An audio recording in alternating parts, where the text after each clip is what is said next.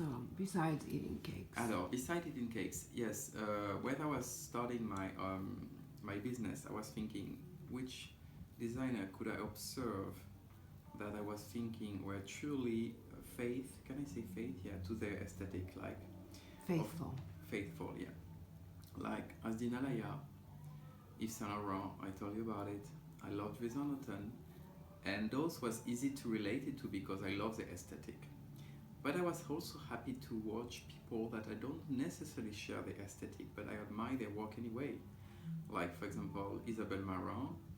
It's nothing like I can relate it to, but when I walk in this specific area, it's funny to see how the lady are dressing, and they always wear Isabelle Marant, with maybe an expensive bag and sneakers. But it's this kind of person who could feel a little bit the woman that you want to dress.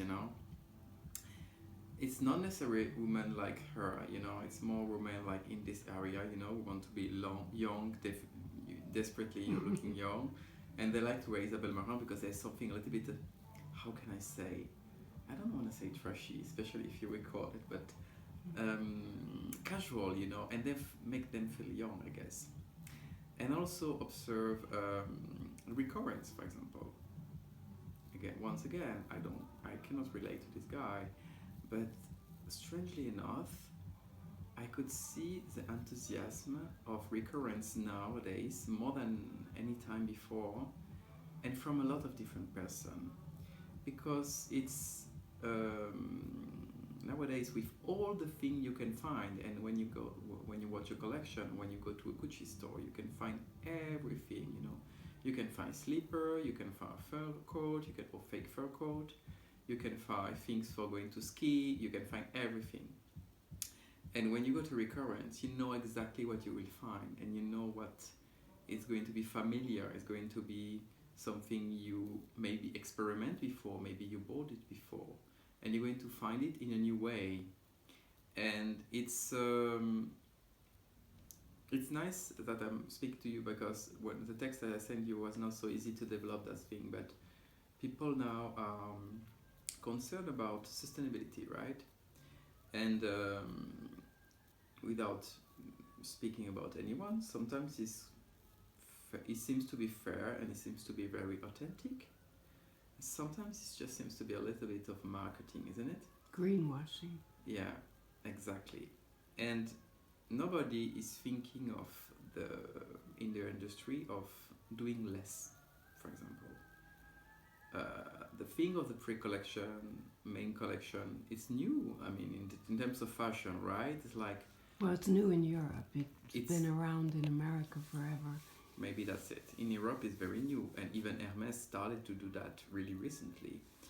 I think if you want to go...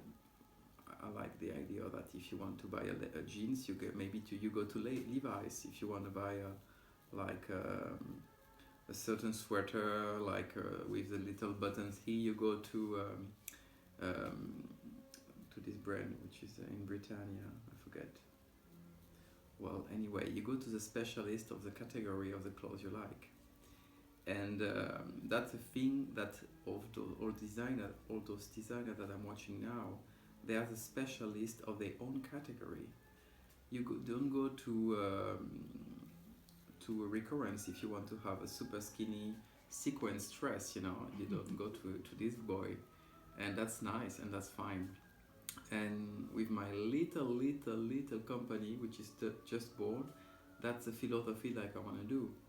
Like people telling me like after a free showroom, like you have to make entry price t-shirt, and then you can have as expensive all the things you want, but you need to do that and that and that and that and all this merchandising speech that we heard about, we know that. And I think, okay, if the persons want to have a nice t-shirt, you really think she will go to my place, an unknown designer, which the name doesn't mean anything for anyone?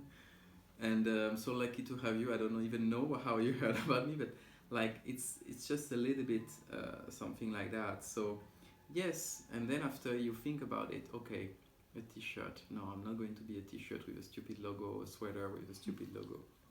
So maybe what kind of t-shirt will I make? what kind of t-shirt can be part of the all the thing of the central of the aesthetic of the collection in general. So this is my reflection now. It's like, it's not about what I want to do, it's about also what I don't want to do. And I think this part is as important, because if you speak about sustainability, and now I close the call, it's important to restrict a little bit the option.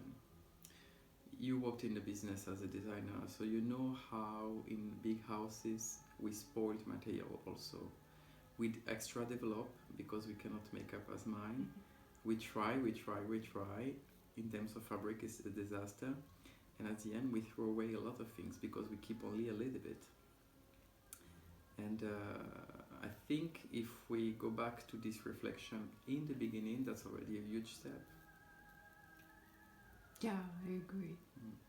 And also, like, to design in a timeless way is also sustainable. Yes.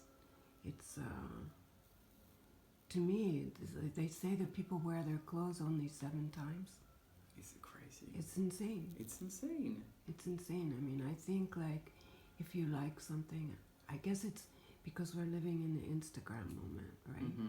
Everybody has to have something new constantly. That's why this new renting clothes, even in department stores, it's the new thing. Like, yes. But even if you want to make an extraordinary gown dress, the point is you have to manage in a way that even if you cannot wear so many times this piece, at least you don't want to throw away. You have to teach people again the culture of the clothes, and if people would know how many times it takes to make a good clothes or to make a good jacket, for example, I think they would consider it in a different way. Like, how can I say that? I have always this conversation with my partner.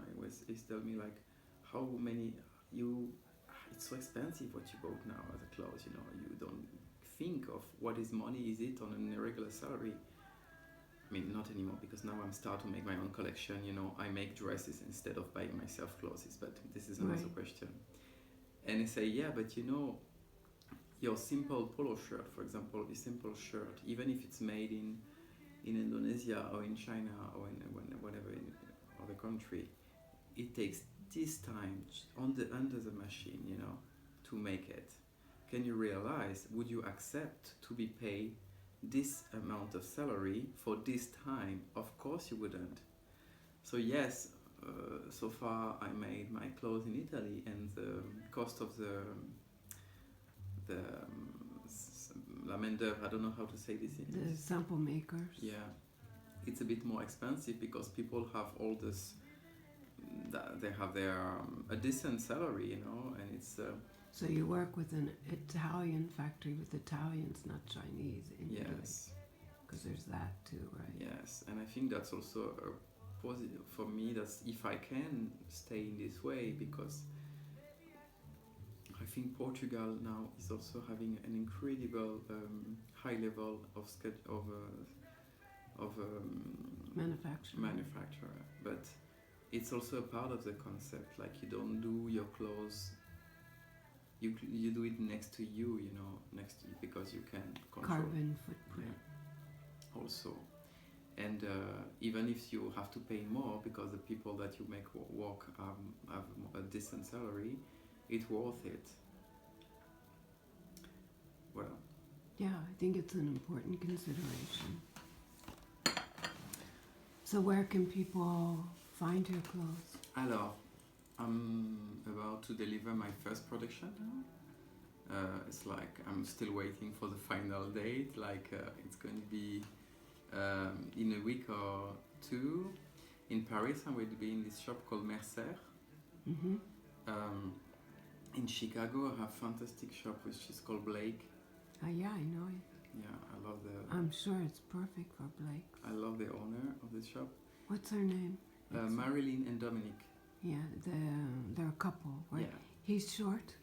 They're both short. They're both short. She's shorter than him. Yes, we shared taxi once coming from Idris 50 They're lovely something. people, Yes. especially because They don't have internet, right? Are they only do phone call, or there's something strange. They don't believe in email, or they don't. I don't know. I remember there was something weird.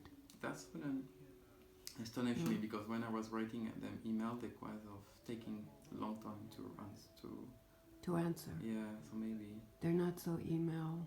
no, but they're really Great taste. great taste. You know, that's really people. I love the way they buy the collection. You know, even if they didn't bought any print, for example, because for their shop it's more black and white, I presume, which I never visit, but I could feel the taste. They really catch the more emblematic pieces of the first collection. Which is great. And I was after that I wrote her a letter. I think they love mail. Alors, yeah, I wrote them a letter and say I'm really sorry, you know, I really had really few customers this first season, so I cannot produce, but I wish you would come back from my next showroom. And 6 months later, when I present the summer collection, they came back. You know, so I was thinking, oh, that's so adorable, you know, because nowadays it's really tough, and if you don't produce a collection for people, They forget you. they forget you, which is normal, and they didn't. And I was also in Moda Operandi, so I'm going to that's deliver the people, the customer, Moda Operandi directly, which is going to deliver directly to the customer who order. We pre-order the collection. And again, I think that's a fantastic system, you know, when we speak about sustainability. I mean, brilliant.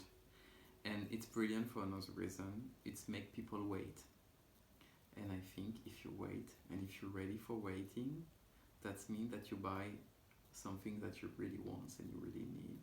And you're not going to change your mind after. That's true, because that's a big problem with a lot of people, especially e-commerce. They'll order 3 sizes of the same thing and then they send back.